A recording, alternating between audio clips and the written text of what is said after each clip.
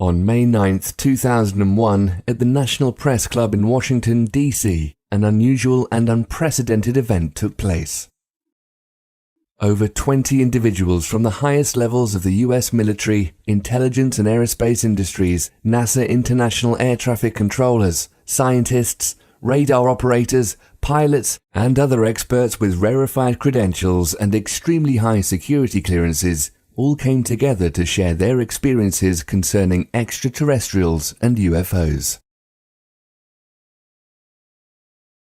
The focus of this conference, put together by Dr. Stephen Greer and the Disclosure Project, was to promote open hearings in Congress dealing with UFO and extraterrestrial phenomena going back over 50 years.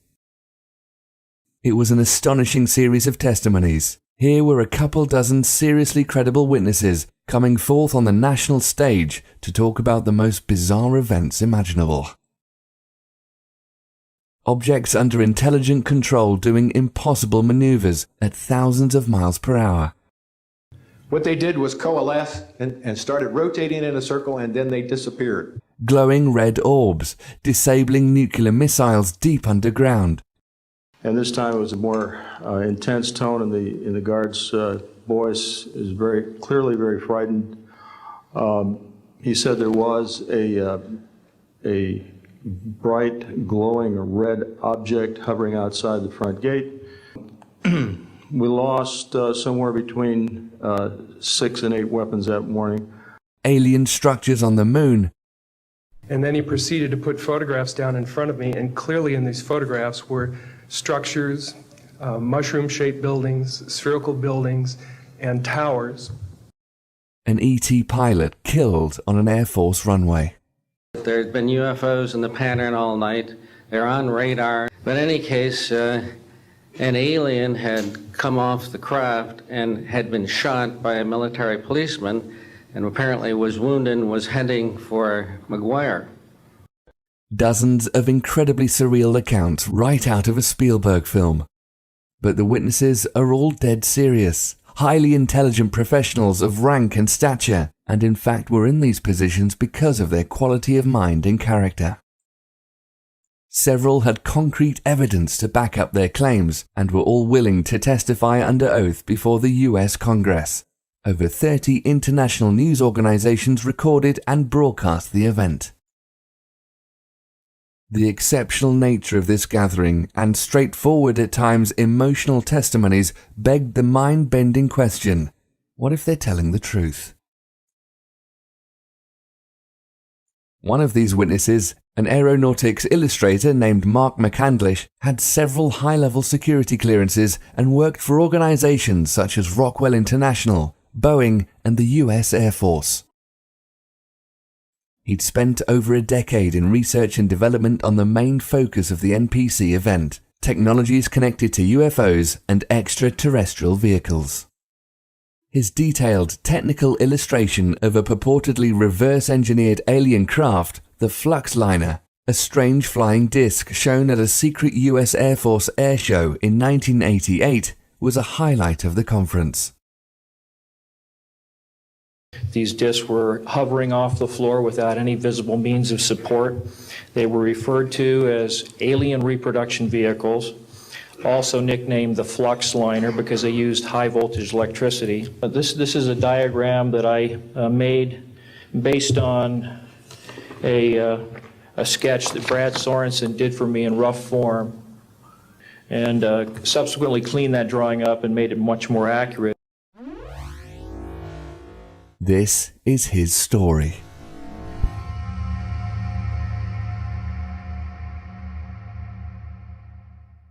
He says, you know, I gave you the basic verbal description of what I saw. He says, but somehow or other you've taken everything, all the information I gave you, and you have graphically interpreted into an image that is so close and so accurate. He said, this is really dangerous stuff here.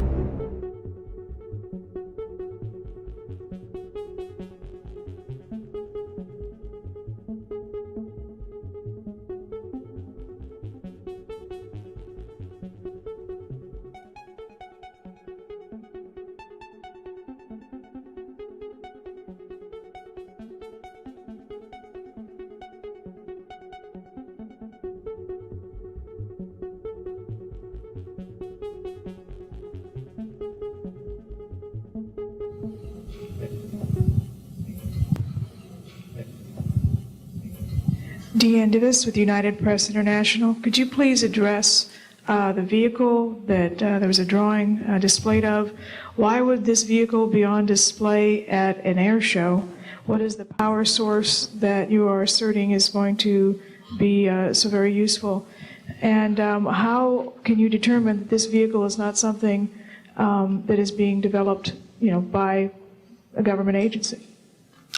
In fact, I think that was the testimony. This is an alien reproduction vehicle, and just to be clear, this means that it is based on advanced anti-gravity and zero-point energy propulsion systems. They are being manufactured by a consortium of companies that include Lockheed Martin, Northrop, SAIC, and other corporations. But this is not a jet internal combustion system at all. It is actually kicked in by a type of electric power source, and it then accesses this ambient zero-point energy field that is responsible for all matter and energy existing, and by special configurations and what have you, it causes a cancellation of mass inertia and an anti-gravity effect. They do have superluminal capacity, in other words, faster than the speed of light capacity.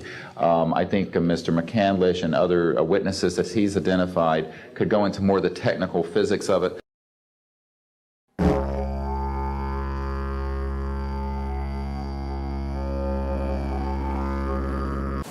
My name is Mark McCandlish, and for the better part of the last 30 years I've been a conceptual artist, illustrator, and designer, working predominantly for the aerospace and defense industries. About 1988, I came into some information that indicated that the United States government was in possession of and operating a kind of anti-gravity technology through a system, an aircraft that was referred to as the Fluxliner or as the alien reproduction vehicle. The story dates back to the late 70s when I was going to college at Art Center College of Design, studying transportation and automotive design. Had a friend there by the name of who had a number of classes with. I switched over to an illustration major before I left. I spent a short time working in the special effects industry in Hollywood, and then left that job to work in the defense industry for General Dynamics. Spent some time working there as a conceptual artist and designer, illustrating weapon systems, and then after a couple of years left that facility and began freelancing throughout the defense and aerospace industry. So that was where it all started. In the early to mid-1980s, Mark's career as an aeronautical and technical illustrator began taking off as he accumulated a client list including the US Air Force, Rockwell International, Lockheed Martin, Boeing, and respected periodicals such as Popular Science magazine. He became well-versed in conceptual design at the highest levels of the US military, industrial, and aerospace programs, and often called upon to generate classified and highly proprietary material. At the time, this was around 1985, 1986, and I had been freelancing for about 4 years at that point. Done a lot of work for Lockheed, a lot of work for Rockwell, and a little bit of work for Boeing. And so I was establishing a reputation, and had occasion to talk to an awful lot of experts in the field, in various parts of the aerospace industry, so I had an idea of what was going on in terms of the technological development that was occurring in the industry at the time. Worked on some conceptual artwork showing cutaways of some of the weapon systems and how the components inside those weapon systems interrelated to one another. I was given a lot of information. Many times I was asked to create illustrations for clients based on just verbal descriptions of what they wanted to see, because a lot of it was conceptual artwork that was supposed to put across the idea that, say, a particular aircraft that they were designing was going to be extremely fast, so it had to have all the sort of dynamic characteristics of what a really fast aircraft would have, and I had an idea of what these things looked like, so I was subscribing to some of the trade publications that were available at that time, like Aviation Week and Space Technology, and a lot of people at the magazines, test pilots, editors, and things. By the mid-1980s, he was a very successful professional artist living in Rialto, California, He had a full slate of high-profile projects and had become a very sought-after and respected talent in a very crowded field of designers and artists. Despite living in the era of Reagan and disco, things were going very well for Mark. Then, in the autumn of 1988, things took a turn for the weird.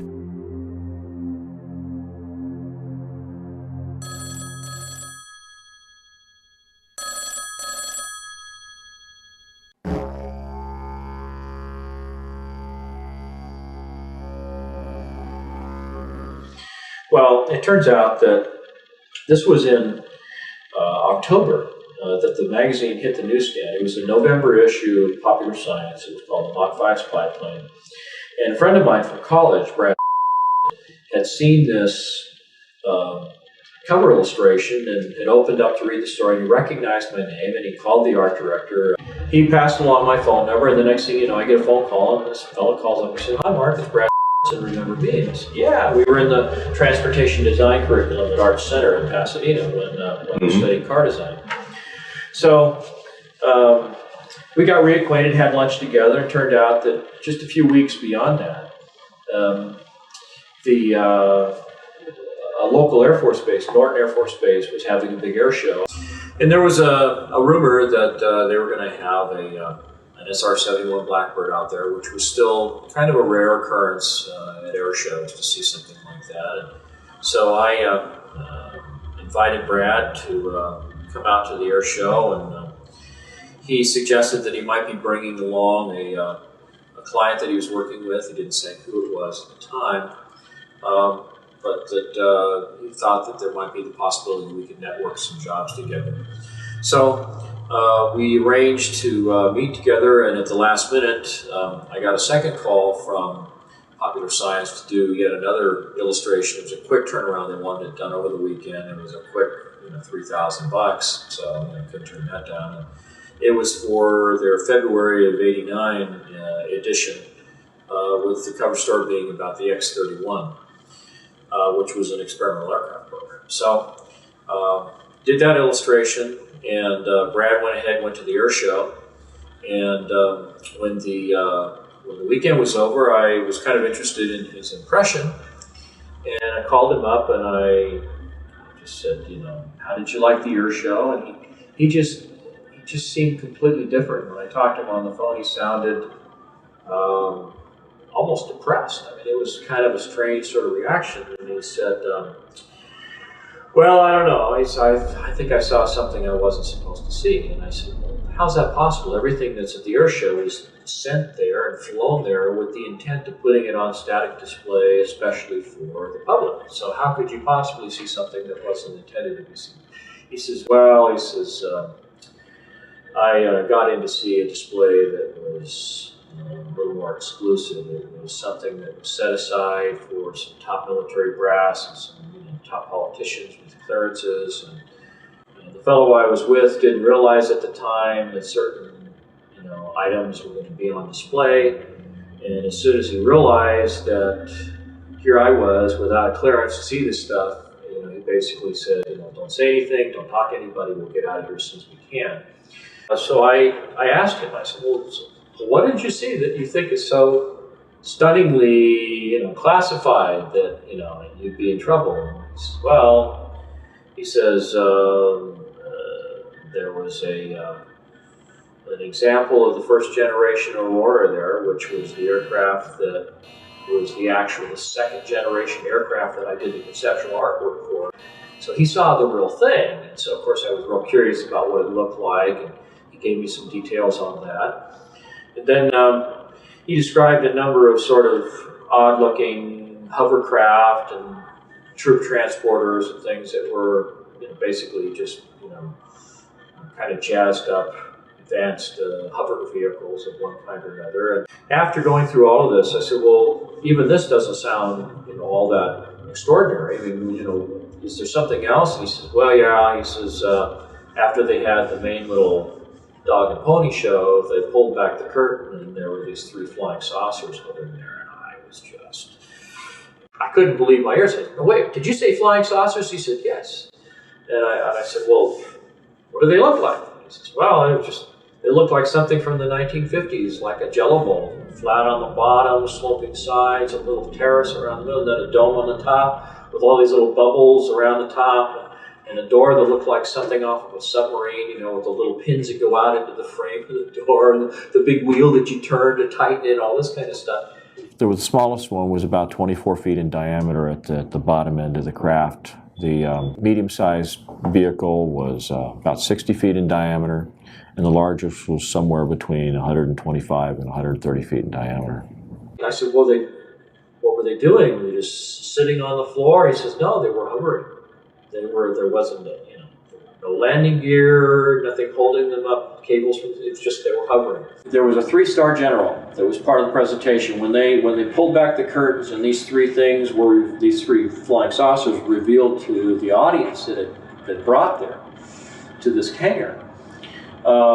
This general got up and he was describing these vehicles. He described them as alien reproduction vehicles, ARV for short.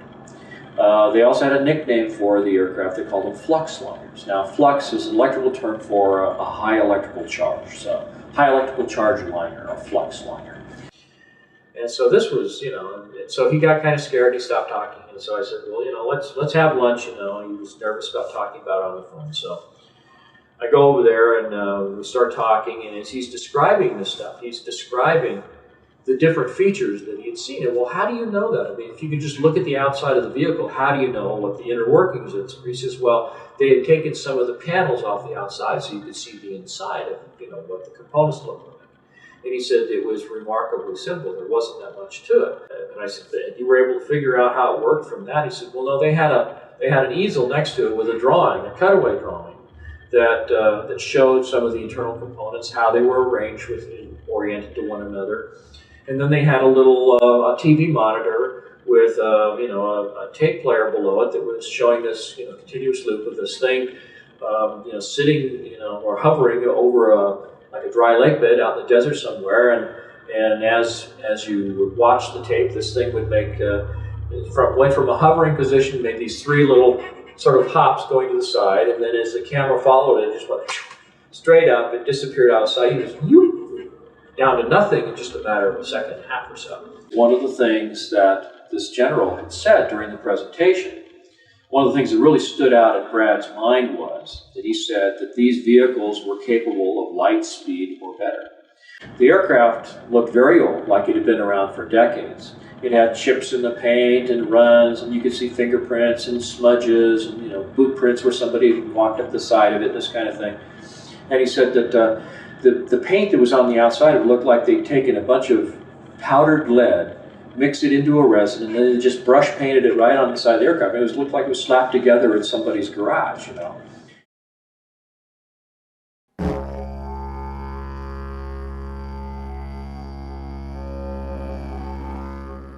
So, according to his account, on November 12, 1988, Mark's friend inadvertently gained access to a highly classified airshow where the featured hardware of the event was real flying saucers. They were really strange looking, but appeared functional and were named to suggest anti-gravity and reverse-engineered alien technology. An official presence stated they could travel faster than light. Despite their futuristic performance capabilities, these appeared to be stripped-down, road-worn working prototypes, which had seen practical operation for years. If this were the case, they were crude but tangible proof of concept for a staggering leap in aviation technology. They used extremely advanced electromagnetic or field propulsion, as opposed to solid or jet fuel, nuclear power, or any other commonly known conventional means. It also meant our government and at least one other major defense contractor, Lockheed Martin, had been developing and deploying functional systems along these lines for many years. To both McCandlish and Brad, who'd been working professionally for some time within what they thought were the highest levels of aeronautical design, this odd system was a sucker punch from the future. Apparently this had had a really, really serious impact on Brad, and he really seemed kind of stunned by what he had seen.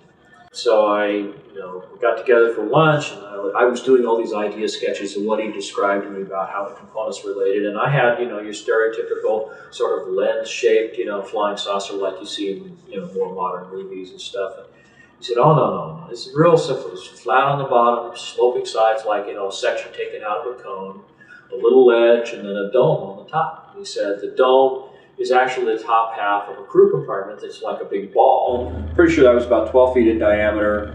There's a central column that goes down through the middle. There's like a flywheel thing on it that, maybe, 6 to 9 feet in diameter. There's 4 ejection seats that are all back to back on this central column above the flywheel type thing.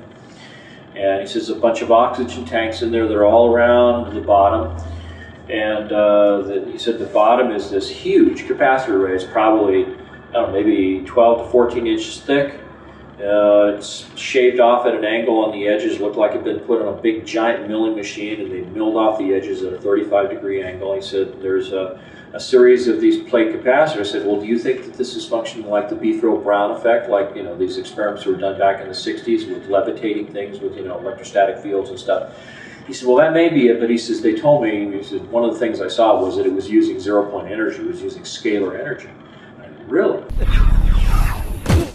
It's cool, huh? 0-point energy. I save the best inventions for myself.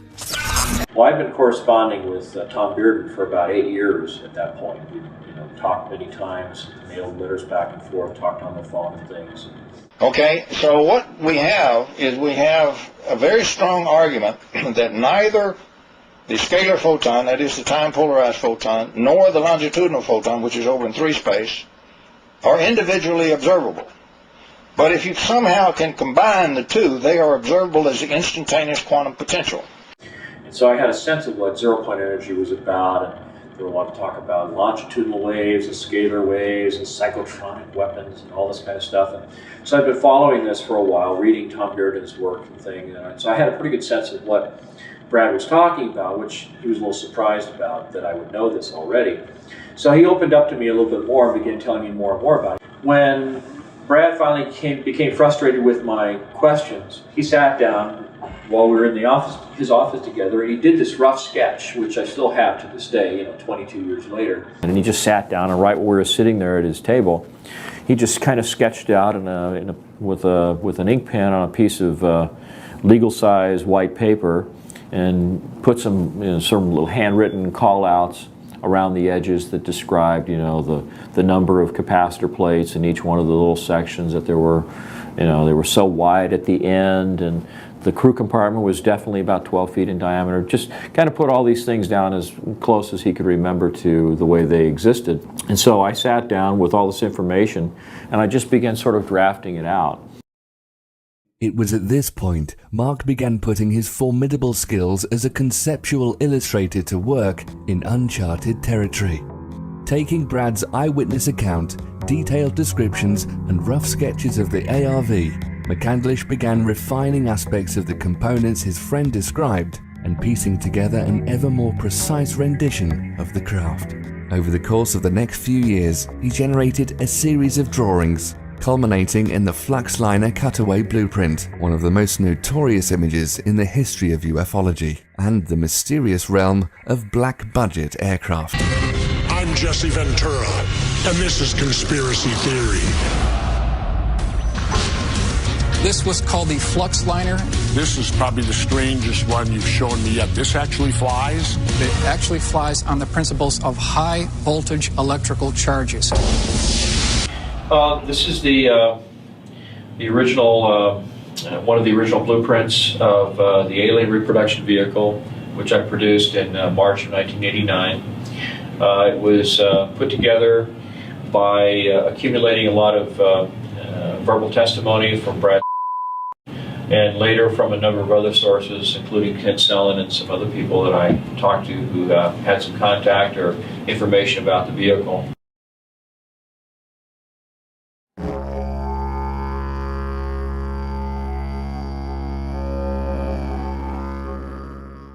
For Mark, his friend Brad's initial account was a fascinating story with a degree of veracity and plausibility, worth exploring and doing some research. but was after all just one man's tale of a fairly unbelievable event, concept, and machine. However, this subsequent research led Mark to some other very compelling eyewitnesses, official documentation, including numerous scientific patents, and other sources, such as respected quantum physicists, which finally convinced him of the likelihood that the ARV might be a very real thing.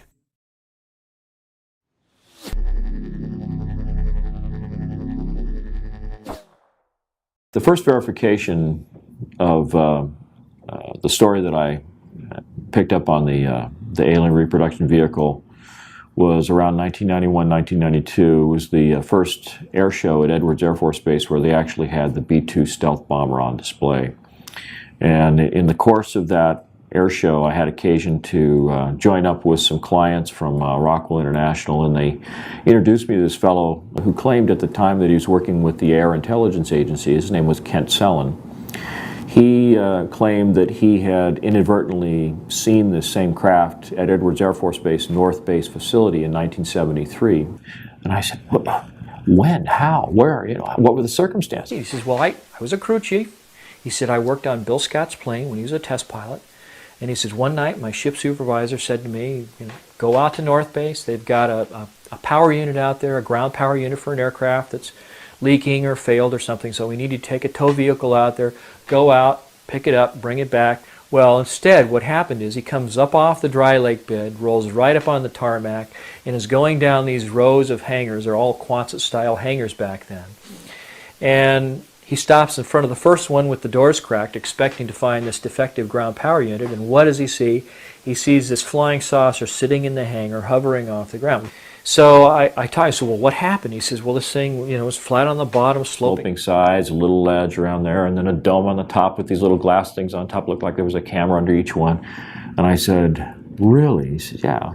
No, no landing gear. It was hovering. And I said, let me borrow your pen. So I took out a Kodak lens cleaning tissue package that I had in my camera bag. It was the only thing I could think of to draw on. I did a quick sketch of this alien reproduction vehicle as described by my friend Brad Sorensen back in 1988. And I said, is that what you saw? And he says, oh, you've seen one. And I said, no, but I wasn't sure until this moment that the story was absolutely true. And so that was when I knew there was a second point of confirmation. He says, I wasn't there for 15 seconds and I heard footsteps running up to me. Before I could even turn around and look, he says, there was a machine gun barrel at my throat, another one over here, and he says, a gruff voice says, close your eyes and get on the ground or we're going to blow your head off. So they put a hood over his head, blindfolded him, hauled him off, and they spent 18 hours debriefing him.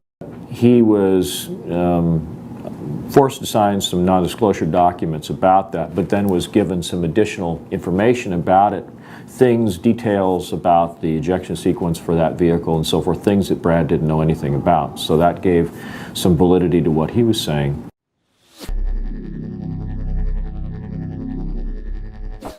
In addition to Kent Sellen, there is at least one other witness on record testifying to the existence of what he describes as a UFO at Norton Air Force Base, which may well have been the ARV. I can discuss Norton Air Force Base, and that as a result of all the military airlift command bases under me for their facilities, that there was one facility at Norton Air Force Base that was close hold. Not even the wing commander there could know what was going on. And during that time period, throughout my career, it was always rumored by the pilots that that was a cover for, in fact, a location of one UFO craft. And the reason for that location was folks that could come out, land at Norton, play golf, be part of a golf tournament, and so forth, and during that process could go by the facility and actually see the UFO.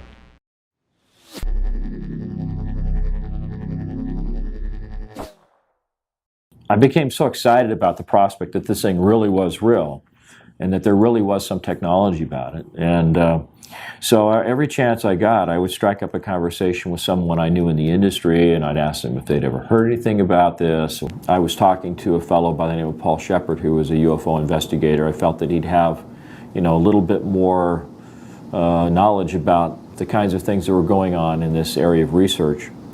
And he put me in touch with a couple of gentlemen, Gordon Ovell and George Ulick, who was a physicist with Hercules Aerospace up in Sandy, Utah.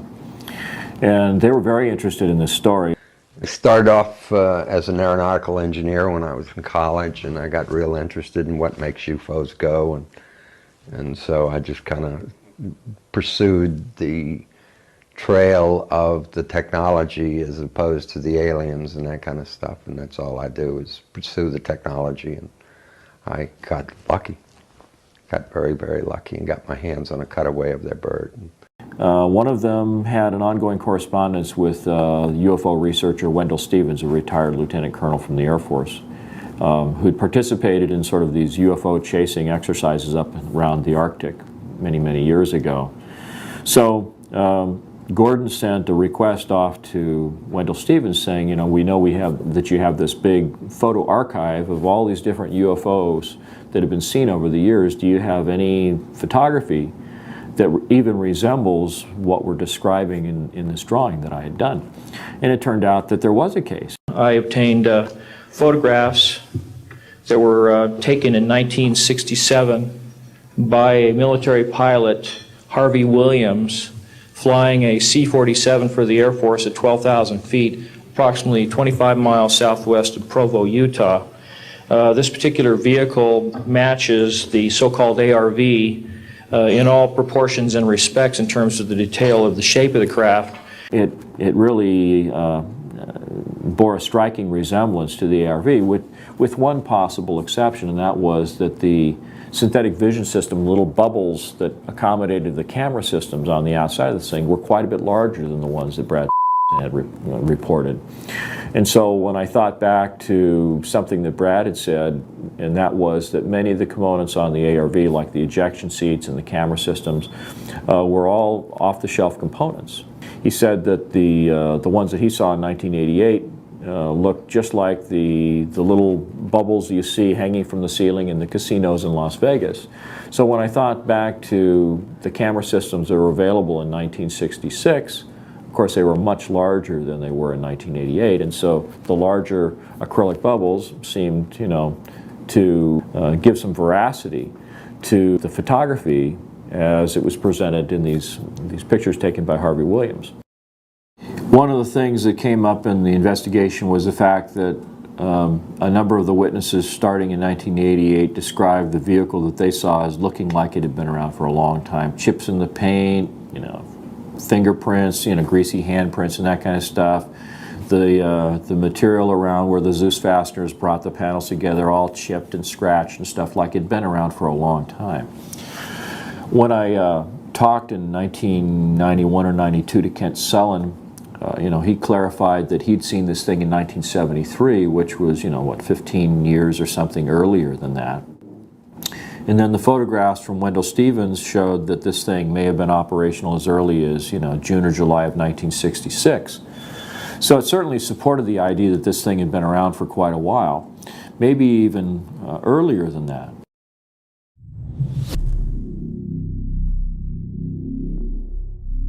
When you look at some of the photography of UFOs, going all the way back to some of the earliest photography we know of, McMinnville, Oregon, for example, you see the same general layout, you see the same general configuration, the flat bottom, the sloping sides, a little dome in the middle, sometimes pointy, sometimes almost like the top end of a cylinder that's been chopped off, sometimes a perfectly round dome, sometimes even, like a cone on the top. So it suggests that, there's many different variants of the system, but the overall arrangement of the components is basically the same.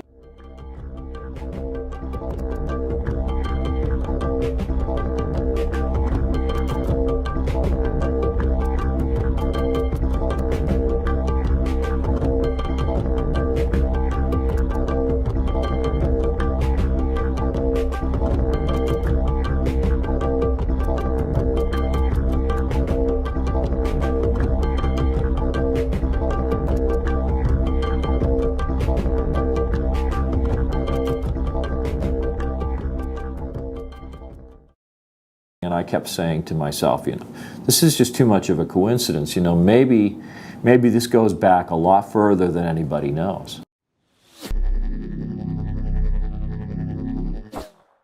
In fact, in a translation of a Sanskrit text written by a Middle Eastern king in the 11th century, there were references to Vimanas, or flying machines, with a propulsion system bearing a striking resemblance to that of the ARV.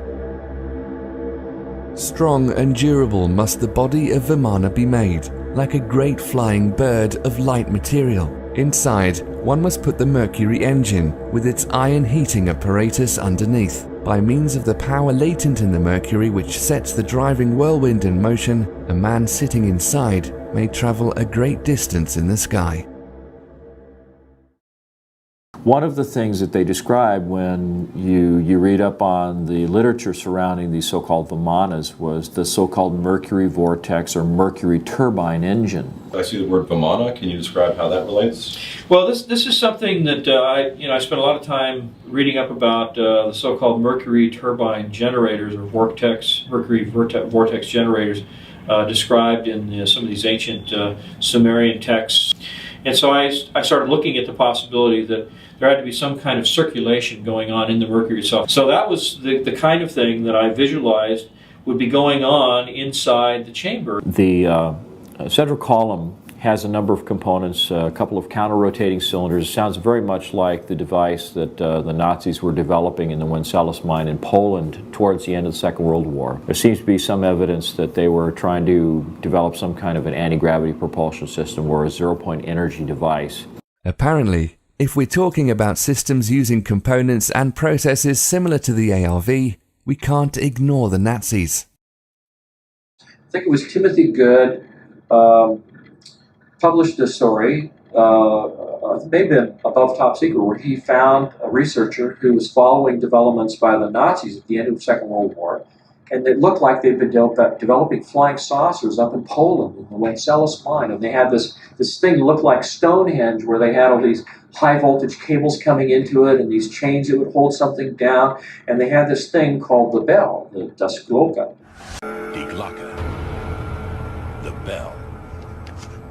That was down in this mine in Wenceslaus, and that it involved a ceramic dome, and it had two cylinders inside with a mercury solution circulating in it. The two cylinders were inside an electromagnetic field, and they were counter-rotating, and they had this mixture of mercury, thorium, and beryllium. Now, it looks like there's a high-voltage electrical discharge that's being sent through the mercury, and that is somehow doing something that enables this anti-gravity effect to occur.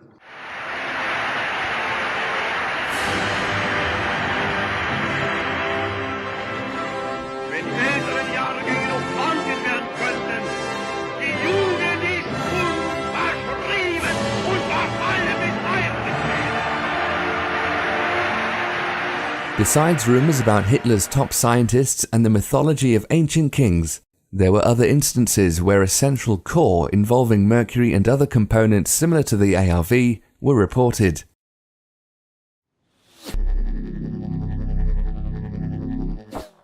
At one point, Mark contacted and interviewed possible UFO abductees to gain insight on the technology they may have seen in the alien craft, something he had in common with McDonnell Douglas in the 1960s, and possibly numerous other corporate and government entities since the 1940s. I wound up going to my management and telling them, you know, you're not going to believe this, but the UFOs are clearly coming from someplace else. They're clearly manned or humanoided, and the only question is whether we're going to figure out how they work before Lockheed or after. And so as a result of that, the company at that time, which has now of course been bought by Boeing, over several years put in about $500,000 worth of research effort under my direction to study gravity control techniques and also analyze UFOs. We hired a police detective to interview witnesses, abductees. We had experimental work and theoretical work. So it was kind of a fun project. In the course of all this, it occurred to me that one of the other resources that I might be able to draw on was people in the alien abduction community. I began to think, well, these people are either crazy or they're really having an experience of some kind. And some of them even talked about implants that were being recovered from their bodies. And so I was intrigued, and I thought, well, okay, if any of these stories are true, there might be a chance, however slim, that if they really were abducted by aliens, they might have gotten a tour of the ship. They might have seen some propulsion system components. And so I heard three of these young ladies being interviewed on a radio station out of Las Vegas. This was sort of the precursor to Art Bell and Coast to Coast AM. It was the Billy Goodman Happening. And he was interviewing Cynthia Vodovose, Melinda Leslie, and Alicia Davidson. Contacted the station. They put me in touch with these three young ladies. I interviewed them individually, and much to my surprise determined that these young ladies seemed to be bona fide examples of the phenomena, with implants that could be seen on medical MRIs. So what I did was I simply asked them to describe what they saw, and without disclosing anything that I already knew about the components inside the alien reproduction vehicle, I found that these young ladies, at least one of them in particular, was able to describe not only components that strongly resembled the ones that were inside the alien reproduction vehicle, but they were also at a higher level of sophistication that actually gave additional clues about how the ARV actually functioned.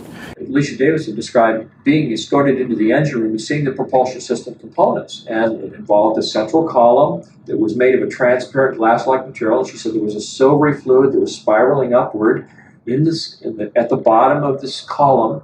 Down in kind of this well that was in the center of the spacecraft was this little tiny flywheel-like mechanism spinning, which matched the ARV also. And this is at a point when this young lady had never seen any of the drawings that I'd done of what the ARV was structured like. I was just talking about propulsion components in general. But then she said that when you looked across this little well, this lowered floor area in the center of the room was like a guardrail around it. She stood there. You could look across, and she said it looked like below the deck she was standing on was this glass-like material with these coils of wire going through it. And they were spaced out in the same proportions as the ones on the ARV. The thing that she said that was most significant was that the column itself was rotating in one direction, and the flywheel was spinning in the opposite direction. There was counter-rotation, which is something that's often been reported in UFO sightings. You see components on the craft that are spinning in opposite directions. Back here on Earth, the scientific community has been busy since the end of the Industrial Revolution. There have been dozens, perhaps hundreds of US and international patents dealing directly with electrokinetics and electrogravitics, going back to the turn of the last century. It would be safe to assume private industry and the military have also been working on a great deal of related applications off the public record. In short, since Nikola Tesla's first experiments with pushing electricity around, mankind has had a thing for anti-gravity.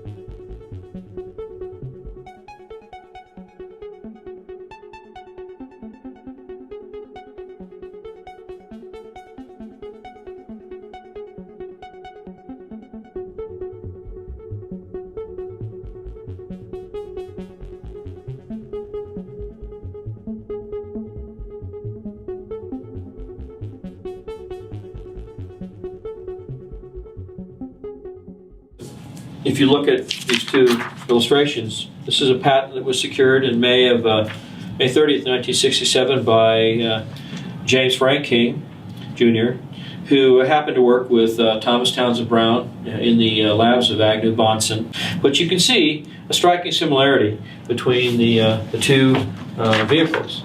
On the one hand, you've got a sort of a frustrum-shaped fuselage section. You've got a series of coils that wrap around the crew compartment, although the crew compartment in this instance is more of a cylinder.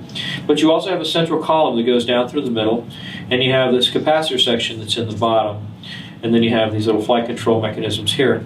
You know, I find it really remarkable that there's so much similarity between the two objects. Mm-hmm. And when is that patent from? May 30th, 1967. It's called a magneto-hydrodynamic propulsion apparatus. And so I started thinking, well, maybe it's like a cyclotron. Maybe there's an electrical discharge from this.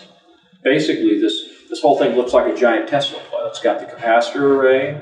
It's got, a central column that looks like the secondary windings of a Tesla coil. And this might even go back to something that Nikola Tesla discovered back in the 1940s, and just was all hushed up, and all the UFO sightings we've ever seen were something that came from Nikola Tesla and not from another planet. And I mean, these are the things that were all going through my head at the time. So it was really surprising to find all the different sources that I encountered that seemed to provide useful information as to how this thing was made, how it worked, what its energy sources were, and it was all really fascinating to me, and that's one of the reasons I pursued it. It wasn't because I was, like I say, trying to breach national security. I was just insatiably curious about how these things work.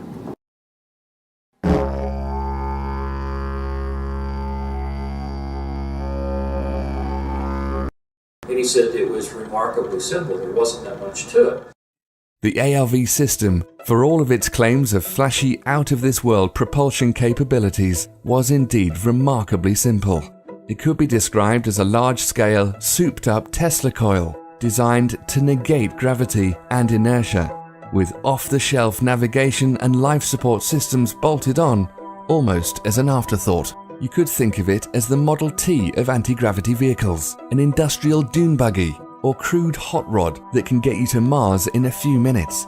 In this version at least, first-class seating was still a way off.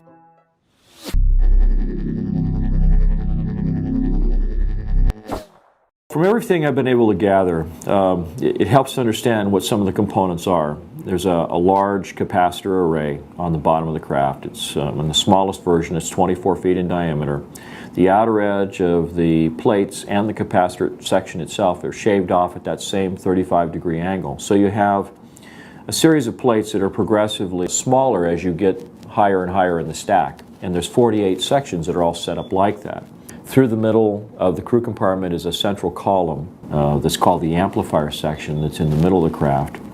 On the very center point of that column is what looks like a large 9-foot diameter flywheel type mechanism. Then around the belt line of the crew compartment is about a 2-foot wide coil of wire that's embedded in the same glass-like material that the capacitor section plates are embedded in.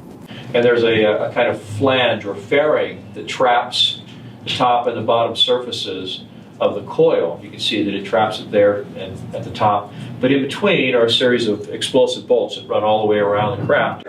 They said above this ledge there is looks like a door out of, your stereotypical cartoon submarine. It has a steel frame that's embedded in the side of this protruded sphere that makes up the crew compartment. And he said it had a wheel on it with little spokes that you would turn like an old, Captain Nemo submarine, with the pins that would go out and lock into the door frame. And it had a seal on it so it'd be airtight. And then the ejection seats are mounted back to back. There's 4 of them in the smallest version of the craft, and they're mounted on this central column on a set of rails. In the event of an ejection, the explosive bolts separate the top and the bottom halves of the crew compartment, and the entire outer sheath of the central column pulls away along with the upper half of the crew compartment and the ejection seats. This crew compartment sphere can actually function as kind of a rudimentary re-entry vehicle coming down through the atmosphere, and then once you get, say, below 14, 15, 16,000 feet, the thing will pop a chute out the top, and the ejection seats drop off on these rails one by one, and the pilot can drift down in a parachute or with a parachute.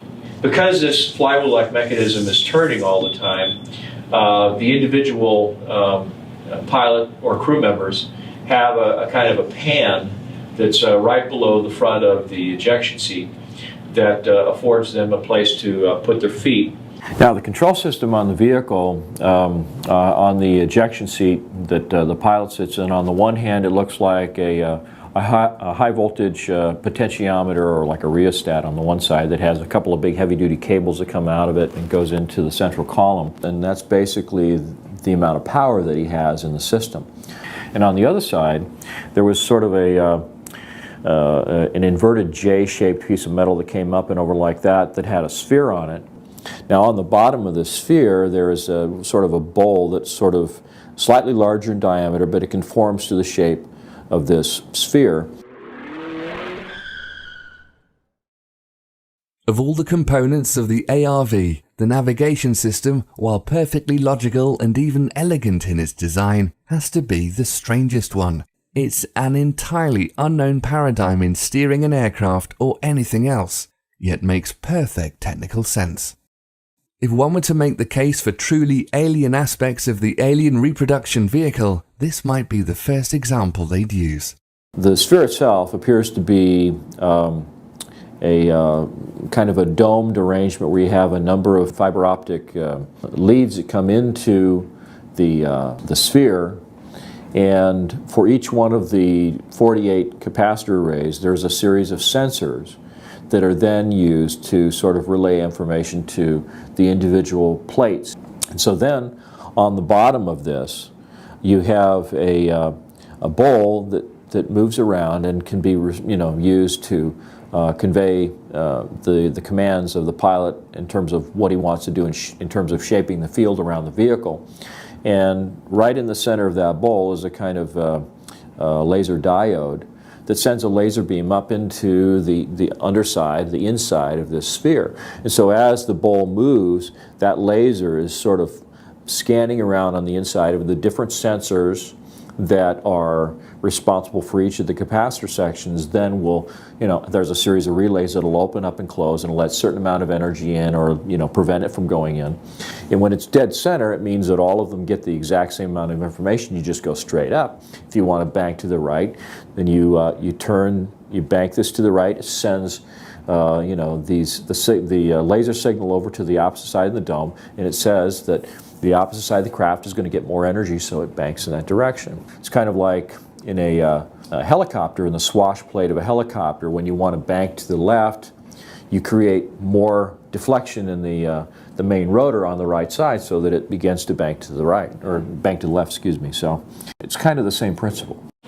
Then you have an oxygen supply that's strapped to the lower part of the central column down here in the lower part of the crew compartment. You have a much larger set of oxygen tanks, and these are all protruded vessels, by the way. There's no steel or aluminum in terms of the oxygen supply in the vehicle. There was also a pair of oxygen tanks under the seat, and that was assuming that maybe you had to eject, when you're at 25 or 30,000 feet, and you needed some air to get you from up there down to the place where you'd actually be able to breathe ambient air. I said, well, were there windows? And no, there weren't any windows. He said there was a thing called a synthetic vision system. And he said there were 6 or 7 of these little plastic bubbles around the top of this thing, one on the very top in the center, and then maybe 6 around about halfway up from where the ledge was to the very top, and they were spaced at even distances. And he said in each one there was a little CCD camera. So the synthetic vision system was set up so they would take 2 cameras and it would have a converging point of focus in those 2 cameras, so that it would just be like looking through a set of binoculars. So you'd have a left and a right eye view, and it'd give you a 3-dimensional view outside the vehicle, but with no windows. And the reason for that, apparently, was that this aircraft was using extremely high voltages, and the voltages would ionize the air around the vehicle so much that it would start producing X-ray photons, which are absolutely lethal. So you have to have basically a barrier to protect yourself. You also have a robotic arm that seems to be blended in with a composite fairing sitting right on the top surface of the capacitor array that has the ability to extend outward with a little air-driven claw that's on the end of it. In fact, I think that the craft's magnetic field or electromagnetic field is probably so powerful that conventional little electric motors probably wouldn't work in this kind of an application. Where they took the panels off the side of the aircraft is that they had Zeus fasteners that were these little, like, quick spin lock things that they put on there to hold the panels. The panels are all like a fiberglass material, it's all composite. The entire vehicle appeared to be covered with what he's referred to as a goopy lead paint. It looked like little flecks of lead that had been suspended in kind of a resin and just painted haphazardly over the outside of everything on the vehicle, with the possible exception of the door itself and these little blisters that house the synthetic vision system. So why would it be goopy lead paint? Well, the theory is that the electrostatic field created by this huge capacitor array and the ionization that occurs just because of the propulsion system might be enough to create a level of ionization around the craft that's high enough that it would produce X-ray photons of its own accord. And so you would want to be able to protect the pilot and the crew members from that radiation. So anyway, that's the general overview of the structure of the vehicle. This is a vehicle that has the ability to travel up to or beyond the speed of light. And part of the reason that it's able to do that is because it exploits the energy form that's embedded in space-time that's responsible for the effects of mass and inertia.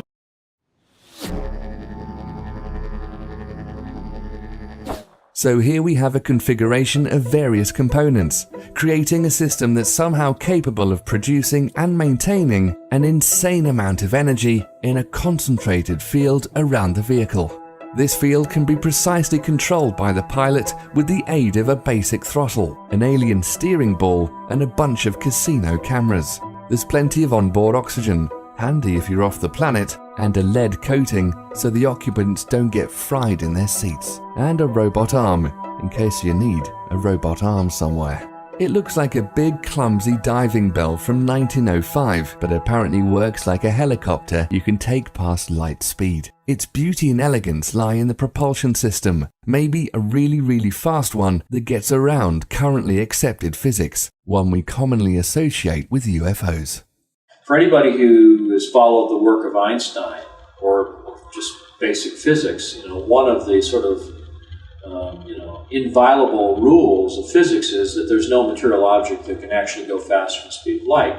So somehow or other, and I'm not saying we got this from aliens, but they did call it the alien reproduction vehicle, but somehow or other, this simple system that Brad described in these diagrams was able to do this.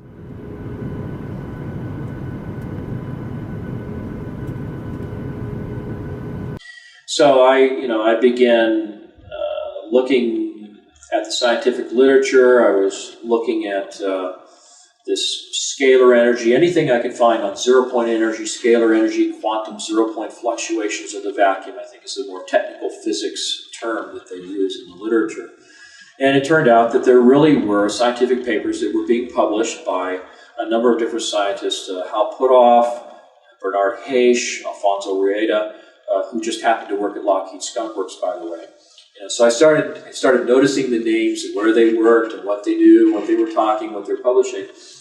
And it occurred to me that, maybe these are people who have some insider. So I started looking at that. I started looking at the things that Hal Puthoff had said. In the middle of last century,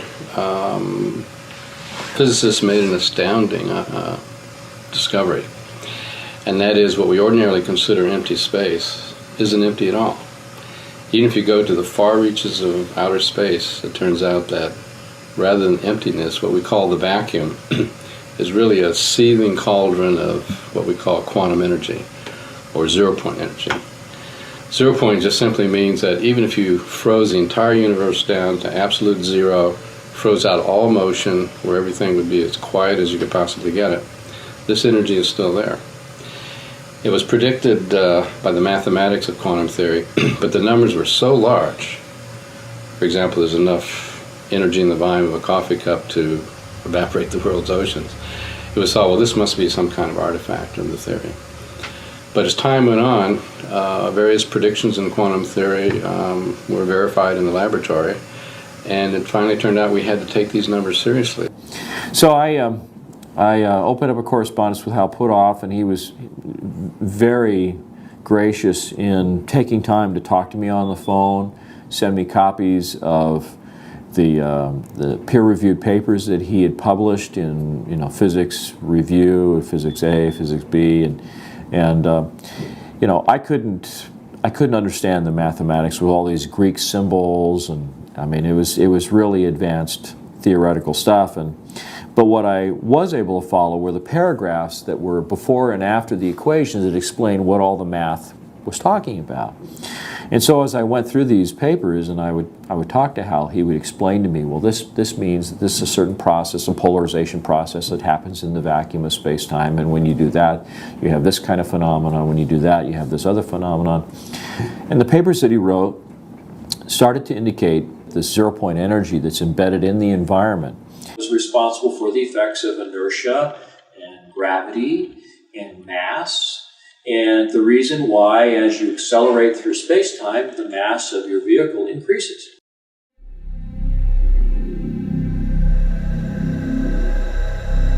So in a sense, if you find the right way to do it, you can actually sort of reduce the mass of an object. And if you can do that, then of course it takes less propulsive force to push it around.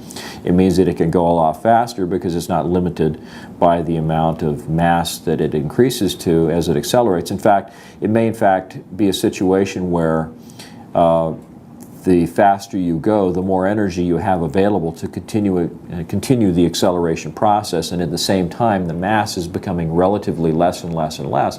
So it really enables the possibility of being able to go faster than the speed of light without violating general relativity, and that was the most fascinating aspect of the whole thing. You're drawing energy from the environment, and in the process of doing that, you're enabling the craft to not only demass itself, but basically conserve energy by using the flux in the vacuum of space-time as a power source for your propulsion system. So literally, the faster you go, the more energy you have available that you convert into propulsive force, and the lower the relative mass of the vehicle becomes. So it's actually sort of an inversely proportional kind of a relationship. Most scientists, with an instant response, would think on special relativity terms and say, well, the velocity of light is a limitation. You can't go faster than the speed of light. And therefore, to conceive of us exploring stars or other people coming here, it's too far. They just can't get from here to there. We might explore our own solar system, but that's probably as far as we're going to get. But the truth of the matter is that in general relativity, that's not the case. There are options there. That limitation now has begun to evaporate due to the new understandings and predictions coming out of general relativity. So that's not the issue. And so I was starting to learn about the technology and how it might be playing a role in the function of this craft. The craft, of course, had oxygen tanks and stuff in it, so it really suggested that the thing was capable of going out into space. So the idea was that somehow this vehicle is able to sort of skirt the law in a way that allows it to do these things that are unheard of. Well, I understood that there were probably some kind of a powerful electrostatic field involved with the capacitor array. There was obviously an electromagnetic field that was forming around this ring of wire that ran around the crew compartment, and that would form a kind of donut-shaped or toroid-shaped electromagnetic field with field lines stroking right through the middle of the craft, which happened to be where there was this large central column. Now, the central column was supposed to be the most secret part of the vehicle. Brad didn't seem to know too much about that, but he said that it used mercury in some form. He thought it might use it as a noble gas, vaporized mercury. The mercury, based on a number of accounts, appears to circulate in a kind of a closed loop system that runs down through the cylinder in the middle and then back up in the space between the inner cylinder and the outer cylinder. And there's a counter-rotation kind of a mechanism that's occurring there too. And at the midpoint is this thing that looks like a flywheel. But in effect, what I think its actual function is similar to what is called a homopolar generator, where you can use the centrifugal forces of a disc, a conducting metal disc that's spinning, to actually throw the electrons in the material out to the edge where they can be literally tapped off with something that looks like a brush that has conductive bristles. Now, I believe that what happens is that this vehicle develops probably several million volts of voltage. And the sheer power of the electrostatic field that is created in this capacitor array actually has the ability to polarize the surrounding space-time, and it polarizes the so-called zero-point energy that is embedded in the space-time. So it creates kind of a positive and a negative aspect to the status of that zero-point energy that's surrounding the vehicle. So just to kind of give a little background, the idea of a space warp works on the principle of expanding and contracting space in such a way that allows you to go somewhere very, very quickly. What this does is it leads to something that was described by Michele Alcubierre in his 1994 paper on warp drive, the creation of a warp drive that would not violate general relativity. And one of the things that he was suggesting was that you would be able to engineer a vector or a pair of vectors in space-time that would, on the one hand, cause a compression of space-time ahead of the vehicle and an expansion of space-time behind the vehicle, and that there would be an intervening space between those two phenomenon that would pretty much peg your sense of gravity, your sense of inertia to the environment that you departed from when you initiated this movement. So in essence what you have is you have a spherical event horizon around this particular region that might be called a dynamically engineered local space-time. And this particular region is set up in such a way that it creates these influences in the surrounding metric in such a way that it also creates a vector that goes in this direction. And so it's kind of like having, it's almost like having a black hole ahead of you and an expansion of space-time behind you. But the actual environmental conditions that you experience inside the spacecraft are pretty much pegged to the time and place that you start out from. So you don't have any sense of g-forces or being moved around. You don't have any sense of acceleration, because the entire pocket of space-time that you're encapsulated in is being accelerated by the vectors that are created around the system. So it's uniformly accelerated. The space-time pocket that you've created, the vehicle itself, the crew, the cargo, everything is moved as one complete package, and so there's no sense of acceleration. But what it allows for, according to Alcubierre's calculations, is what he was calling an arbitrarily large speed, which suggests something in excess of the speed of light at superluminal speeds. So to the person that's inside the vehicle, it may appear that you begin to accelerate away from a particular location, but to the person who's standing outside the disturbed region of space-time, it looks as though you just were gone, just in an instant. So this is an ARV, isn't that what it's called? That's what some people call it. We call it RAM, Replication Alien Machine. Oh, I see. Many highly credible reports of UFOs share a few key descriptions of how these crafts behave. They appear to have the ability to accelerate to extremely high velocities at will, far faster than any man-made craft, as if the speed of light maybe isn't any big deal. They can stop on a dime and turn at random angles, while traveling at these crazy speeds, like the forces of mass and inertia, which would flatten anyone in a normal situation, also aren't a problem. And they're silent, without any visible rockets, jets, or exhaust of any kind, like they're pulling the energy they use out of thin air. Superluminal speed, mass cancelling, and ambient field propulsion. All apparently standard in the mid-80s model Fluxliner. This makes the ARV a seriously badass means of getting around, and kind of a missing link between Roswell and one of these. Once we retrieved, back in the 30s and 40s and 50s, several of these extraterrestrial vehicles and began to study them, we combined that knowledge with knowledge we already had, because remember, we had some people like T. Townsend Brown who were studying anti-gravity quite independent of this issue back in the 20s, 30s, and 40s. But when their information got combined with studying these spacecraft, they figured out, this is how they're working. And according to the latest revelations in quantum physics, all this is possible by tapping into the sea of raw energy we're all just floating around in.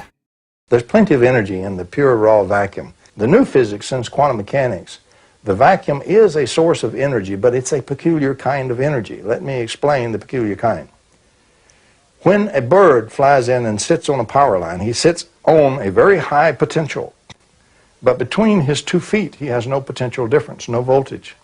And so even though from the line to the ground, it may be 100 million volts, the little bird can sit very happily with his feet on this supposed 100 million volt line, and he has no volts across his body. He's very happy and doesn't even know it. Let him touch one of his feet to the slightest thing that has the slightest difference there, and he'll fry to a greasy spot. Now, in the vacuum, we have the same thing. We have an extremely high potential or charge of the vacuum, but we're immersed in the vacuum. So they were modeling the universe as being sort of this empty, material-free environment that had this energy that was embedded in it, almost like a fluid in a way, that it had all of this potential that you couldn't see until you found a way of driving it out of this homogeneous sort of state of equilibrium and getting to do usable work.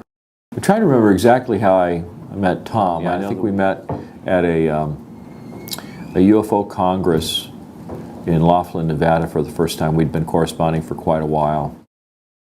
Now, what is zero-point energy? I'm going to show you many different definitions, but let me quote Nikola Tesla. In 1891, the world's greatest electrical futurist, Nikola Tesla, stated, quote, "Throughout space, there is energy. Is this energy static or kinetic? If static, our hopes are in vain. If kinetic, and we know for certain it is, then it is a mere question of time when men will succeed in attaching their machinery to the very wheelwork of nature. Many generations may pass, but in time our machinery will be driven by a power obtainable at any point in the universe."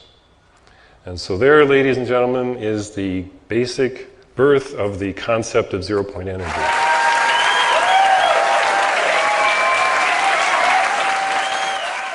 The real issue becomes, is this new technology something that's so advanced and so far out there that it's really beyond the scope of our modern civilization? Is it something that's so hard to achieve that it requires such a tremendous amount of development that it would cause the economy to collapse? Or is it a real threat to existing forms of energy like oil, coal, nuclear, wind power?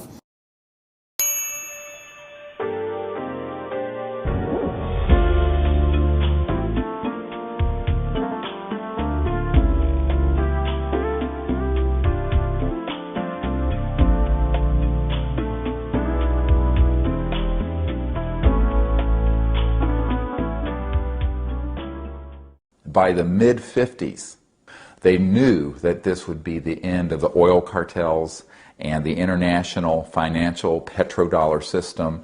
And this is very important. It means that we, Homo sapiens, have the ability to access this so-called zero-point field of energy, which is the ambient field of energy from which all matter and energy is fluxing, and can access that energy and generate all the power we need to run this planet without fossil fuels or pollution.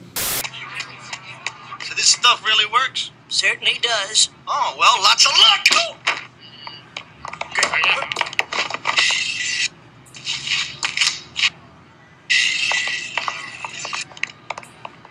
Technologies connected to UFO and extraterrestrial vehicles, if declassified and used for peaceful energy generation and propulsion, would solve the looming energy crisis definitively, would end global warming, would correct the environmental challenges that the Earth is facing. When I got involved with Dr. Greer and the Disclosure Project, I was very excited, and it was an opportunity to go to Washington and maybe have an opportunity to talk some real-life politicians about what the potential of this technology might be. I was really hopeful that we would see some kind of a door open publicly, and that the government would show that it was willing to have a conversation, a dialogue about the technology.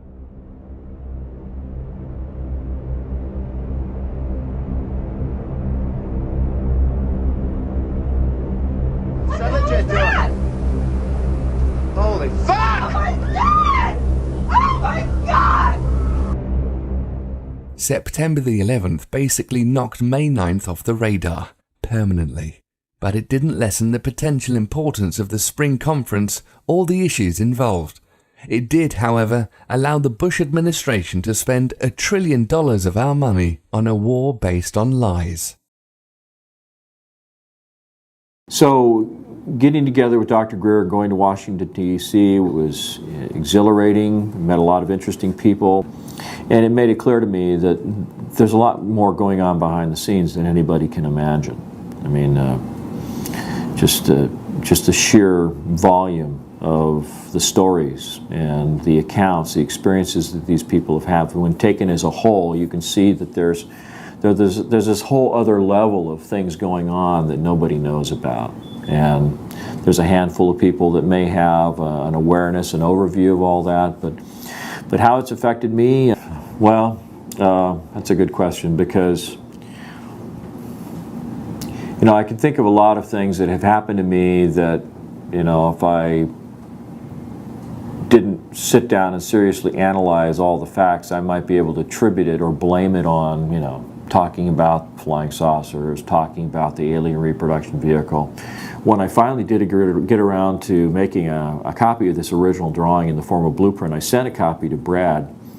And one of the first things that he said to me on the phone was, and he wasn't kidding when he said this, he said, Mark, he says, this drawing is about as accurate as you can get. He says, every detail, every aspect of it is right on the money. He said, it is so accurate in every way.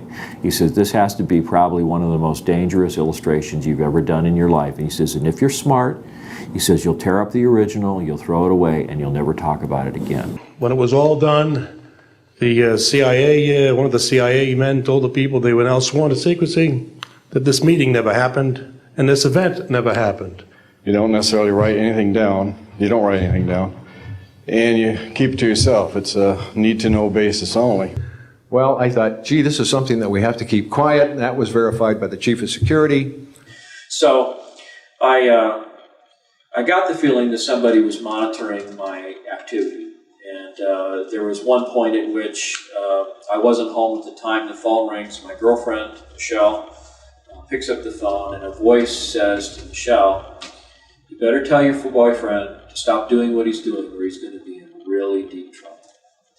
And, then I did. One by one, I lost all my defense clients as a conceptual artist. And it could have been attributed to my involvement with the Disclosure Project. It could just be that I'm an actual artist with paints and brushes, and I don't work with computers like, some experts that I know. And it may be because there were a lot of people that didn't want to be associated with somebody who talked about flying saucers and anti-gravity and aliens and all that kind of stuff. The reason it's called Alien Reproduction Vehicle is that it's based on the study of extraterrestrial vehicles, but it is manufactured by human military intelligence aerospace contracting arrangements. We have studied specifically extraterrestrial vehicles which have been retrieved. The breakthroughs in that research have led to applications that have led to the building of this and similar anti-gravity devices. I mean, you can understand how corporations, and Brad told me that it had a big impact on his life, because when his name started popping up on the internet associated with the ARV story, there were a lot of his Japanese clients that wouldn't have anything to do with him because they did not want any of that kind of reputation tarnishing information associated with their product and their brand. And so, he did everything he could, and I've minimized, my mentioning of his name, except where it comes to, historical documentation of what's happened to him and I and other people I know. But I feel terrible in some respects because, I was encouraged by Dr. Greer to name names on camera, and I wasn't ever really sure what doing that meant in terms of protecting identities or protecting people, other than making some footnote in history that this person came forward, said something, and then whatever happened, happened. I had threats on the phone. I had the IRS come up and take all my money, take all my cars. In fact, that's what happened to a guy in Canada. He had a machine the size of a shoebox that was supposed to put out enough power to power your home, and it was very unusual. Well, he was very open. He would give demonstrations. He wanted some investor to give him $1 million to sell the rights, and he was doing all the wrong things. Sure, of course. And then one day they came with a SWAT team, surrounded his house, confiscated all his machines, put him in jail, and said, if you want to get out of jail, you have to sign this paper that says you'll not work in this technology any further. So the pretense of why they arrested him, they claimed that he was harboring weapons of mass destruction, terrorism weapons. They create a very time-stable pattern. It's sort of like, look... Again, 14 times. Oh, by the way, Mel, what's your phone number you're calling from? Maybe Yes. we should write that down. Okay, because they find it's coming from your end, not from here. Something out of West Coast is causing this. Okay. So you might check that out with the police over there. I noticed clicking on my phone. I'd call someone and my voice would be echoing. There were all these weird sounds, like someone else was hanging up the phone after I'd say goodbye, but I wouldn't hang up, So I had the feeling that I was being watched. I started feeling like maybe I was being followed. There were just, things, cars that would make a number of turns, and then, when you look at them, they'd turn off, that kind of stuff. And you've actually heard a couple different stories about people being shut down when they're trying to implement this stuff. Or killed. Yeah. I mean, there's many times I lay awake at night with my 9mm under my pillow, loaded, and I wonder why they haven't killed me. I honestly do. There's evidence to suggest it's dangerous to become successful in the area of applied zero-point energy, cold fusion, or related free energy technologies, or it can at least lead to very bad luck. Professor Stefan Marinoff, founder and director of the Institute of Fundamental Physics in Graz, Austria, was the de facto leader of the European free energy movement. He fell out of a high window in 1997. Eugene Maloff, an eminent physicist and expert in cold fusion who apparently had working tabletop devices, was beaten to death in 2004 at the height of his career and the day before a public announcement of his findings. Arie M. de Gois, an inventor of a patented revolutionary clean energy technology associated with the zero-point field, was found nearly dead in his car at an airport in 2007 and died a short time later. He missed his flight to Europe, where he was about to obtain substantial funding for his work.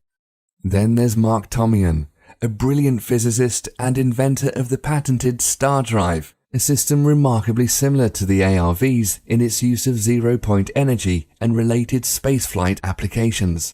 He and McCandlish had corresponded numerous times before his unexpected death in his home in 2009.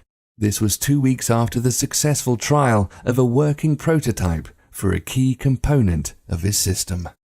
And if I woke up tomorrow on the other side of the veil, I wouldn't be surprised, honestly. I really wouldn't. Because I know how serious the technology is. I know that it's real. The storyline basically is that there's a lot of work going on in the aerospace industry that would indicate that we have black projects that have gone even darker, and that there's work being done on electrogravitic, on scalar technology, etc., that we don't even think that those in Congress or even in the military that approve black budgets are aware of.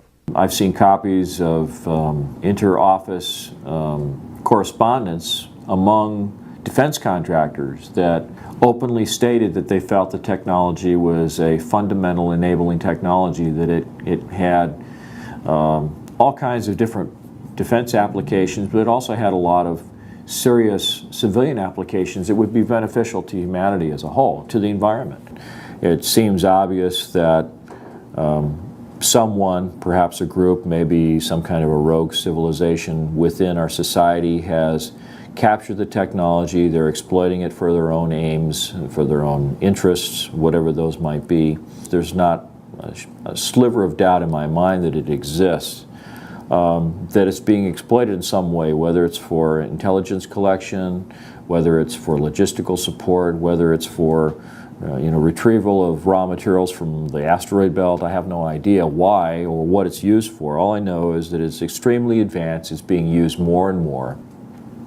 I can only say that all the people who've sought to figure out what's going on using the Freedom of Information Act have kind of overlooked the fact that if this was a purely corporate endeavor and not a government-sanctioned endeavor, that it may be one way in which the technology can be completely overlooked and skirt the reach of the Freedom of Information Act. Because if it's considered trade secret or corporate property, so to speak, or controlled by corporations, it may be possible that they could keep this secret for a very long time.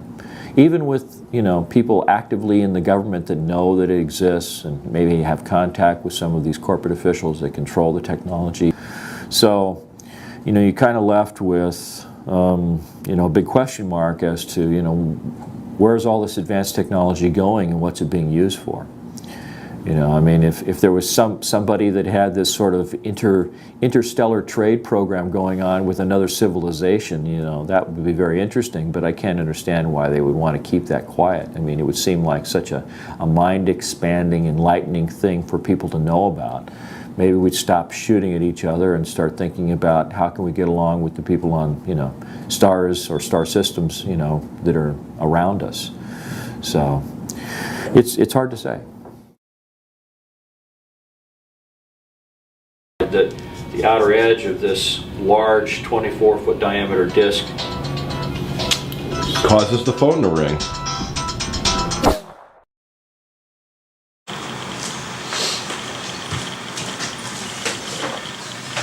Hello, I'm trying to look cool. Do I look cool?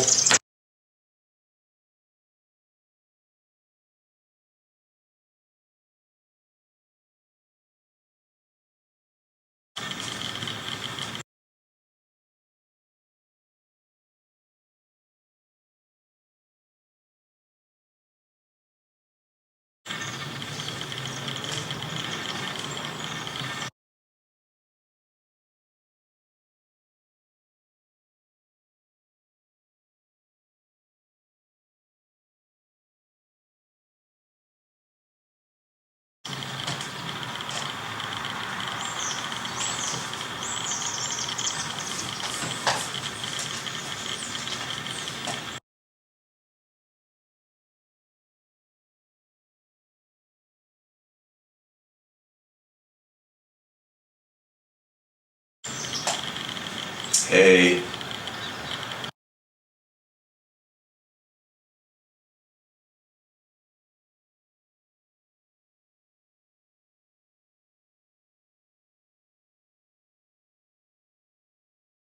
Yep, this is me on camera.